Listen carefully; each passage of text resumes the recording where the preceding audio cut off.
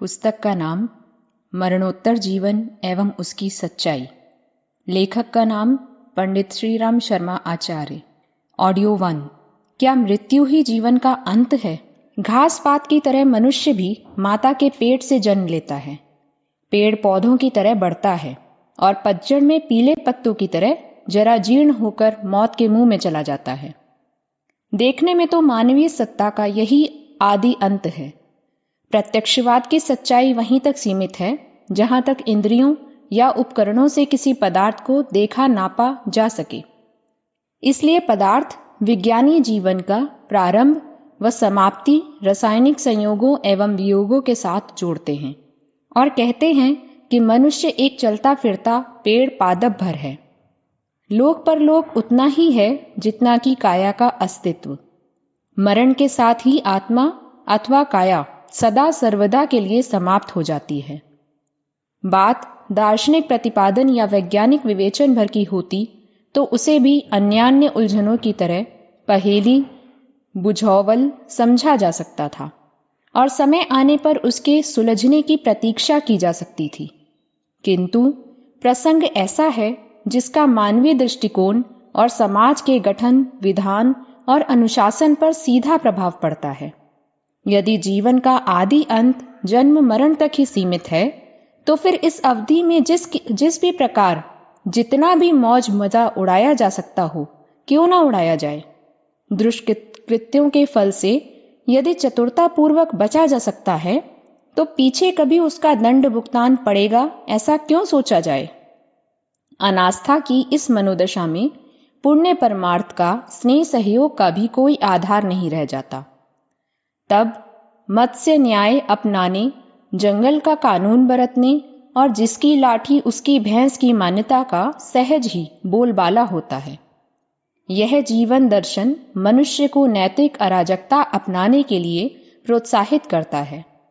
समाज के प्रति निष्ठावान रहने की तब कोई आवश्यकता तक प्रतीत नहीं होती। चर्चा मृत्यु एवं मरणोत्तर जीवन के संबंध में चल रही है।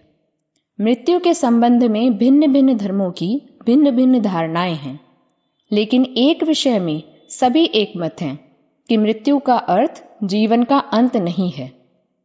इसी आधार पर कुछ धर्मों ने मरने के बाद फिर से जन्म लेने की मान्यता को स्वीकार किया है और कुछ के मतानुसार मृत्यु एक ऐसी घटना है जिसमें चेतना या प्राण सदा के लिए सो जाते हैं और सृष्टि के अंत में फिर जाग उठते हैं।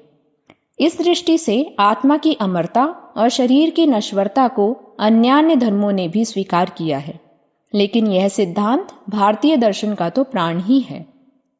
भारतीय दर्शन के अनुसार पुनर्जन्म की मान्यता के साथ कर्मफल का सघन संबंध है। जिन्हें भले या बुरे कर्मों का परिणाम तत्काल नहीं मिल सका, उन्हें अगले जन्म में कर्मफल भोगना पड़ता है। इस सिद्धांत को स्वीकार करने पर पाप फल और दुष्कर्मों के दंड से डरने तथा पुण्यफल के प्रति आश्वस्त रहने की मनस्थिति बनी रहती है। फलतः पुनर्जन्म के मानने वालों को अपने कर्मों का स्तर सही रखने की आवश्यकता अनुभव होती है और तत्काल फल न मिलने से किसी प्रकार की उद्विग्नता उत्पन्न नहीं होती। पिछले दिनों भौतिक विज्ञान की प्रगति से उत्पन्न हुए उत्साह के कारण यह कहा जाने लगा कि सत्य केवल उतना ही है जितना कि प्रयोगशाला में सिद्ध हो सके। जो प्रयोगशाला में प्रत्यक्ष नहीं हो सकता वह सत्य नहीं है। चूंकि चेतना को प्रयोगशाला में प्रत्यक्ष नहीं किया जा सका, इसलिए घोषित कर दिया गया कि शरीर ही आत्मा है और मृत्यु के बाद उसका सदा सर्वदा के लिए अंत हो जाता है। इस घोषणा के अनुसार मनुष्य को चलता फिरता पौधा भर कहा गया, जो उगता है और सूखकर समाप्त हो जाता है। यह मान्यता मात्र एक सिद्धांत या प्रतिपादन भर बनकर नहीं रह सकती, उसकी प्रतिक्रिया चिंतन और चरित्र पर भी होती है।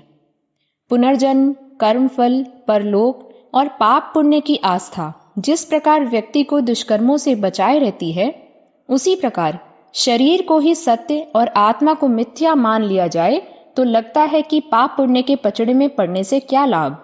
चतुरता के बल पर जितना भी संभव हो सके स्वार्थ सिद्ध किया जाना चाहिए।